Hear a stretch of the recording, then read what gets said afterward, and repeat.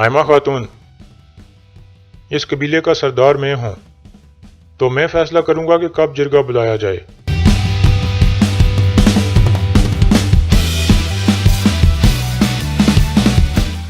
अस्सलाम वालेकुम नाजरीन।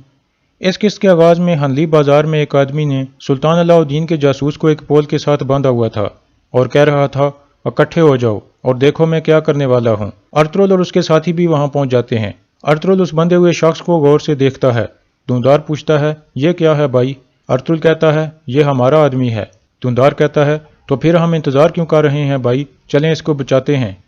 इतने में वो आदमी कहता है, इसने मेरा सामान चोरी किया है, मैं इसको इबरत का निशान बना दूंगा। आप में से किसी को कोई एतराज़ है?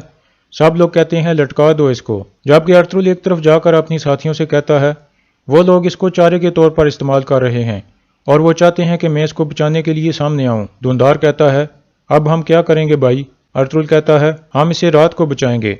ये कहकर वो एक तरफ चले जाते हैं। दूसरी तरफ सिमन भी ऊपर खड़ा होकर सब कुछ देख रहा था, लेकिन वो देखता है कि अर्तुगरुल आराम से घूम फिर रहा था। इतने में ओराल भी सिमन के पास पहुंचता है।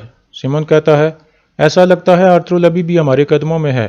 फिर सिमन ओराल को एक जहर वाली शीशी देता है और कहता है, अब तुम्हारे लिए साबित करने का वक्त है। ओराल कहता है, मैं अपने रास्ते में आने वाली रुकावट टोकटा मिश को आज रात खत्म कर डालूंगा और फिर हम दोनों सही सिमत में चल पड़ेंगे। फिर वो दोनों अपने अपने हाथ पर थूक कर आपस में हाथ मिलाते हैं, जो दोस्ती और वादे पर कायम रहने का इशारा था। फिर सिमन कहता है, वीनस के ताजर बहुत जल्द यहाँ आने वाले हैं, क्या माल तैयार है? ओराल कहता है, तैयार है। दूसरी तरफ अर्तुगरुल और उसके साथी अपने घोड़ों के पास पहुंच गए थे। तुर्गत पूछता है, भाई दुआन कब आएगा? अर्तुगरुल कहता है, जब उसकी जिम्मेदारी खत्म हो जाएगी तुर्गत। फिर अर्तुगरुल उस बूढ़े गुलाम को बुलाकर कहता है, हाचा तोरिया, मैं आपको आज़ाद करता हूँ, आप जहाँ चाहे जा सकते हो। फिर अर्तुगरुल अपने घोड़े की जानिब बढ़ता है तो हाचा तोरिया भी पीछे आ जाता है और कहता है, आपका मेरे ऊपर कर्ज है, इसके अलावा मेरे पास रहने के लिए भी कोई जगह नहीं है, मुझे अपने साथ आने दें, मैं आपकी खिदमत करूंगा। अर्तुगरुल कहता है, ठीक है, आप जब तक चाहे हमारे पास मेहमान बनकर रह सकते हैं। दूसरी तरफ कबीले में हलीमा सुल्तान बानो जिजिक को बुलाकर कहती है, दुआन अल्प ने तुम्हें अमानत के तौर पर हमें सौंपा था, लेकिन अगर दुआन तुम्हारे अल्फाज सुन लेता तो वो कोई और फैसला करता। बानो जिजिक कहती है, मैं अपने अल्फाज पर कायम हूँ। 2 साल गुजर गए हैं हलीमा सुल्तान, अर्तुगरुल भाई ने उसे एक जिम्मेदारी पर भेजा है, लेकिन उसकी कोई खबर नहीं है। मैं जानती हूँ दुआन वापस नहीं आएगा। ये सुनकर हाइमा खातून खड़ी हो जाती हैं और कहती हैं, जब दुआन की जिम्मेदारी खत्म हो जाएगी तो वो वापस कबीले में आ जाएगा, तब तुम अपने अल्फाज पर पछताओगी। बानो कहती है, अर्तुगरुल साहब उसके बारे में कुछ बता ही नहीं रहे, मुझे लगता है कि उन्होंने मेरे हीरो को हमेशा के लिए भेज दिया है। ये सुनकर हलीमा गुस्से में आ जाती है और कहती है, बहुत हो गया, मैं तुम्हें इन वसवसों की वजह से कबीले को जहर आलूद नहीं करने दूंगी। अगर तुमने अपने वसवसों पर काबू ना पाया तो मैं तुम्हें अपने हाथों से सजा दूंगी। अब तुम जा सकती हो। फिर बानो बाहर निकल जाती है। इतने में अर्तुगरुल और उसके साथी कबीले में पहुंच जाते हैं। कबीले का ढोल बजता है। ढोल की आवाज़ सुनकर हलीमा मुस्कुराते हुए कहती है, वालिदा अर्तुगरुल आ गए हैं। बाहर कबीले के लोग भी इकट्ठे होने लगते हैं और खुशी से उनका इस्तकबाल करने लगते हैं, क्योंकि उन्हें उम्मीद थी कि अर्तुगरुल उनके लिए ढेर सारा अनाज लेकर आएगा। लेकिन फिर वो देखते हैं कि अर्तुगरुल बहुत कम अनाज लाया था। ये देखकर वो गुस्से में आ जाते हैं और कहते हैं, ये क्या, इतनी थोड़ी सी गंदम? एक आदमी अर्तुगरुल को कहता है, हमने कई दिन पहाड़ों में गुजार कर शिकार किया और उन खालों के बदले में आप ये थोड़ी सी गंदम खरीद कर ला सके हो। अर्तुगरुल कहता है, और भी गंदम आएगी कारा साहब, आप परेशान ना हो, पहले हमें सांस लेने दें, फिर बात करते हैं। फिर एक और आदमी बोल पड़ता है और कहता है, और कितना सब्र करें हम सरदार, हम और नहीं बर्दाश्त कर सकते। ये देखकर वो बूढ़ा आदमी हाचा तोरिया बोल पड़ता है और रोते हुए कहता है, मुझे माफ़ कर दें, अर्तुगरुल साहब ने सोना देकर मेरी ज़िंदगी बचाई है, इसलिए वो ज़्यादा गंदम नहीं ला सके। ये सुनकर कबीले के लोग और ज़्यादा गुस्से में आ जाते हैं। फिर हाचा तोरिया कहता है, लेकिन मैं एहसान का बदला चुकाऊंगा। लेकिन कबीले के लोग उसकी बात नहीं सुनते। फिर वो अर्तुगरुल के पांव पकड़ लेता है और कहता है, मेरी वजह से आपके साथ ऐसा हो रहा है, काश आप मुझे उधर ही मरने के लिए छोड़ देते। फिर बामसी उसे पकड़कर पीछे हटाता है। कबीले का एक आदमी कहता है, क्या ये सच है अर्तुगरुल साहब, आपने हमारा सोना इस बूढ़े आदमी पर लगा दिया है? हमारा सब्र जवाब दे गया है, आज रात हम जिरगा बुलाना चाहते हैं। अर्तुगरुल कहता है, कब से आप लोग रिज्क के पीछे भागने लगे हो? रिज्क सिर्फ अल्लाह देता है। ये हाचा तोरिया अल्लाह का मेहमान है और अल्लाह का मेहमान अपने साथ 10 रोटियां लाता है, एक खा लेता है और 9 छोड़ जाता है। आप कब से अपने खुदा को भूल गए हो? जिरगा नहीं बुलाया जाएगा, मैं किसी को भी कबीले में मुश्किलात पैदा नहीं करने दूंगा। फिर अर्तुगरुल घोड़े से उतरता है और अपने खेमे की तरफ बढ़ता है। अंदर पहुंचकर वो अपने बेटे गुंदुज को देखकर खुश हो जाता है اور اسے اٹھا کر گلے لگا لیتا ہے۔ اتنے میں حائمہ خاتون اور حلیمہ بھی آ جاتی ہیں۔ حائمہ خاتون کہتی ہیں، بیٹا تم نے جرگہ بلانے سے کیوں منع کیا؟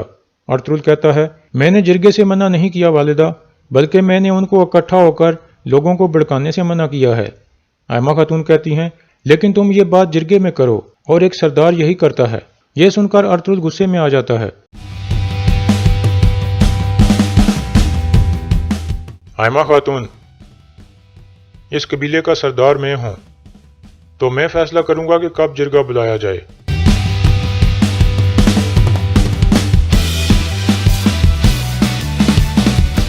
اس کے بعد حلیمہ کہتی ہے، یہ آپ کیا کہہ رہے ہیں ارطغرل؟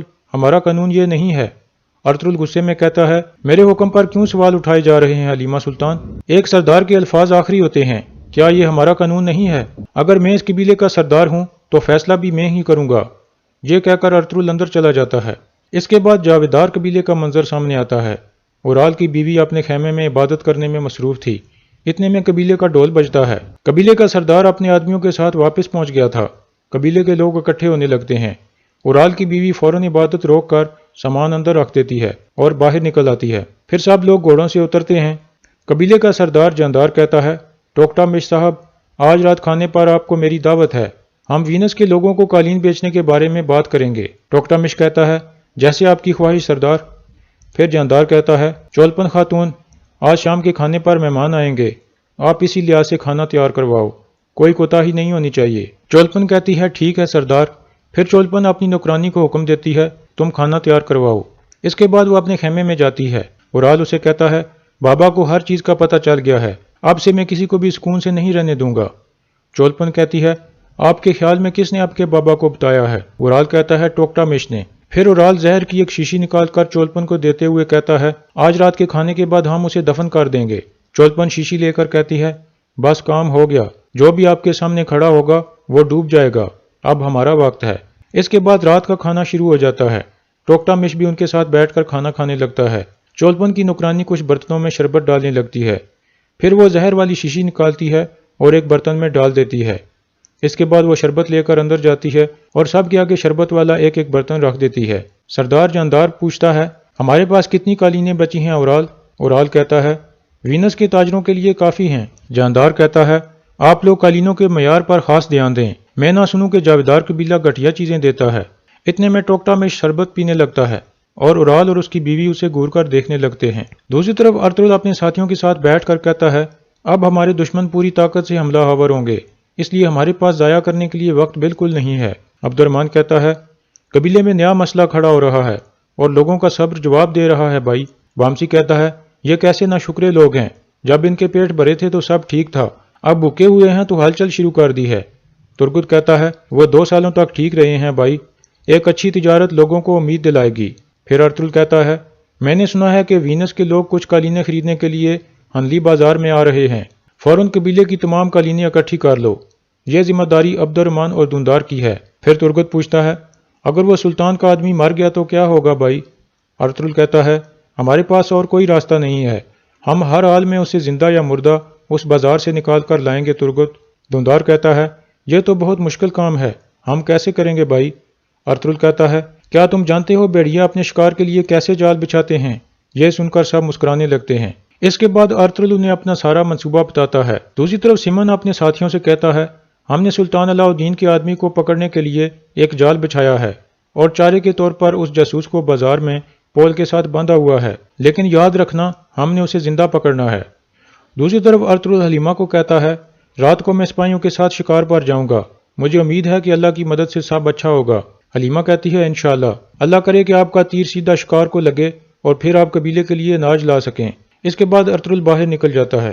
دوسری طرف ارطغرل کے سپاہی بیڑیوں کی کھالیں پہن رہے تھے کیونکہ یہ ارطغرل کا ایک منصوبہ تھا۔